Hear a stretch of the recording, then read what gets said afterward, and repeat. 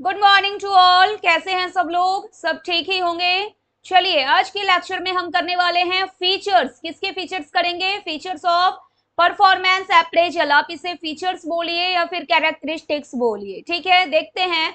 देखिए, performance appraisal का meaning आपने लास्ट लेक्चर में देख लिया था। अगर आपको इसका मीनिंग क्लियर हो गया है तो 5 से 6 पॉइंट आप इसके फीचर्स के, कैरेक्टरिस्टिक्स के खुद से कर सकते हैं, ठीक है। देखते हैं क्या है। पहला है सिस्टमैटिक। इसको आपने लास्ट लेक्चर में स्ट्रक्चर्ड करके पढ़ा था। इसका क्या मतलब है? सिस्टमैटिक प्रोसेस है ये।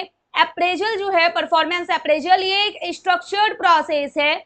यानी कि ये स्टेप वाइज किया जाएगा। पहला स्टेप कंप्लीट होगा, फिर हम फर्दर स्टेप पे जाएंगे, इस तरह से। ये एक स्ट्रक्चर्ड प्रोसेस है विद डिफाइंड स्टेप्स होंगे इसमें, including setting work standards, evaluating performance and establishing improvement plans. देखिए, ये जो लिखा हुआ है ना स्ट्रक्चर्ड प्रोसेस, ये हम डिटेल में पढ़ेंगे। प्रोसेस ऑफ परफॉर्मेंस अप्रेजल, यानी कि परफॉर्मेंस अप्रेजल का प्रोसेस क्या है, यही बातें उसमें भी आपको लिखी हुई मिलेंगी। एक बार देख लेते हैं यहाँ पर क्या है। परफॉर्मेंस अप्रेजल आप करते कैसे हैं? सबसे पहले आप कोई एक वर्क स्टैंडर्ड्स, जो आपका स्टैंडर्ड है वो सेट करेंगे कि हमें एक पार्टिकुलर एम्प्लॉय से इतना काम लेना है। फिर आप उस पार्टिकुलर एम्प्लॉय को इन्फॉर्म करेंगे कि भाई इतने टाइम में आपको इतना काम करना है।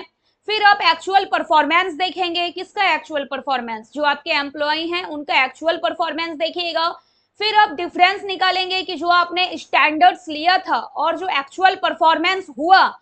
अगर मान लेते हैं कि आपने स्टैंडर्ड्स लिया था कि एक दिन में एक पार्टिकुलर एम्प्लॉय को 100 यूनिट प्रोड्यूस करना है किसी भी चीज का, मान लेते हैं कि बल्ब बनाने वाली कंपनी है आपकी, तो 100 बल्ब बनाना है, ये आपने स्टैंडर्ड सेट कर लिया।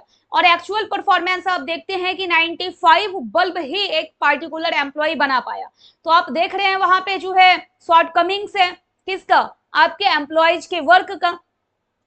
इसमें क्या करेंगे? आप परफॉर्मेंस को इवेल्युएट करेंगे, डिफरेंस निकालेंगे कि डिफरेंस आपका प्लस रहा या फिर माइनस रहा। उसके बाद फिर आप अपने एम्प्लॉय को वापस से इन्फॉर्म करेंगे कि भाई ये आपका प्लस रहा है या फिर इतना जो है काम आपने माइनस में किया है।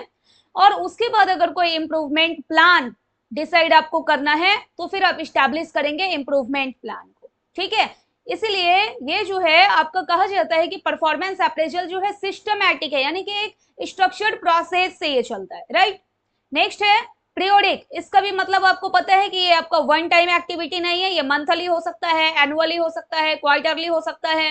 Appraisals are conducted regularly. Appraisal जो है, अप्रेजल का मतलब यहाँ पे परफॉर्मेंस अप्रेजल से है, इसको रेगुलरली बेसिस पे कंडक्ट किया जाता है according to a schedule, not as a one time event. ये जो है केवल एक बार होने वाली प्रक्रिया नहीं है, ये आपका मंथली होगा, क्वार्टरली हो सकता है, एनुअली हो सकता है और मोर फ्रीक्वेंट भी हो सकता है, ठीक है। Next, future oriented. Performance appraisals are not just about the past, past के बेसिस पर तो आप करते हैं, but also about guiding employees towards better future performance by identifying areas for improvement and development। देखिए, जैसे कि यहाँ पे फर्स्ट पॉइंट में आपने देखा था कि आपको कितने बल्ब बनवाने थे, स्टैंडर्ड्स आपने कितना सेट किया? 100 का। लेकिन एम्प्लॉयज काम करके कितना दिया? 95 यूनिट ही वो प्रोड्यूस कर पाए। तो यहाँ पे क्या है ना, अपने काम को, अपने काम में वो डेवलपमेंट कर सके, इंप्रूवमेंट कर सके, इसके लिए आप एम्प्लॉय को कुछ आप ट्रेनिंग प्रोवाइड करेंगे। इसलिए जो है इसको कहा जाता है यह फ्यूचर ओरिएंटेड है। पास्ट के बेसिस पे तो आप करते हैं, लेकिन करते क्यों है? ताकि फ्यूचर में जो है वो इंप्रूवमेंट हो सके, फ्यूचर में जो है वो डेवलपमेंट हो सके। Next, employee development. Performance appraisal से क्या होगा? एम्प्लॉय जो है वो अपना डेवलपमेंट कर पाएंगे।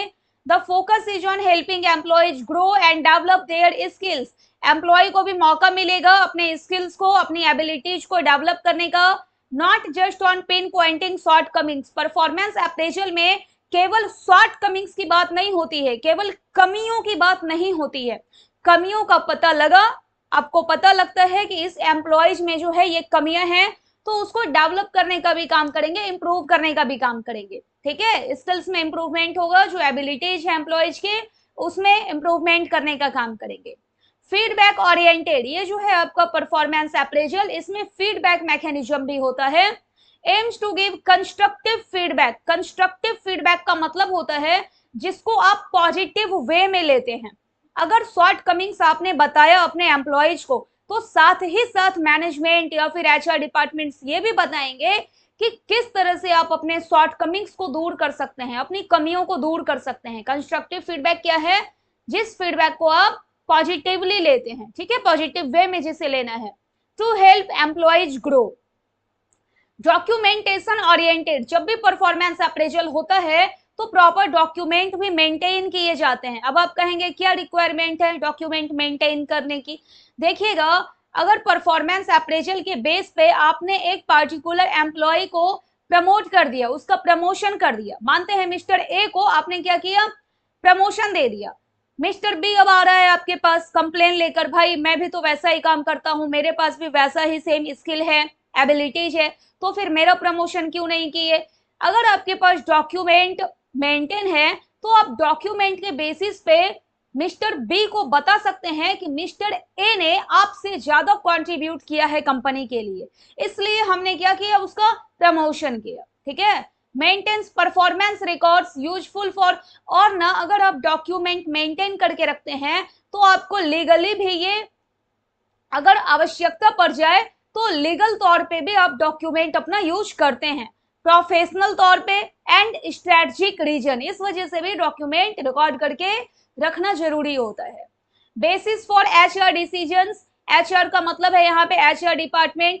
अगर परफॉर्मेंस अप्रेजल होता है तो एचआर डिपार्टमेंट डिसीजन ले पाएगी कि कौन से एम्प्लॉय का प्रमोशन करना है, या फिर हो सकता है किसी का डेमोशंस भी करना पड़ जाए, किसे एक जगह से दूसरे जगह ट्रांसफर करना है, किसे ट्रेनिंग देना है, कौन सा डेवलपमेंट प्रोग्राम चलाना है, ये सब डिसीजंस एचआर डिपार्टमेंट ले पाती है।